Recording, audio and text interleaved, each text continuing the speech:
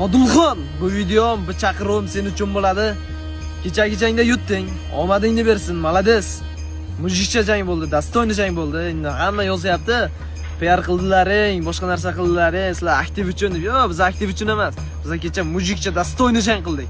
Nima demoqchiman, Odilxon, men sen bilan yana qaytadan jang qilmoqchiman. Revanch so'rayman. Boksda. Boksda bo'lmasa, oktagonda. Men sen bilan yana qaytadan jang qilmoqchiman. Sababi men 6 oy, 7 oy zalga chiqmagandim. Ba'zi bir sabablarga ko'ra, oilaviy muammolar tufayli zalga chiqa olmay qolgandim. Kecha oxir jangimizdan 2 kun oldin men zalga chiqdim. Qo'limni ozmoz ochdim va sen bilan kecha boyga chiqdim. Boyimiz yaxshi bo'ldi.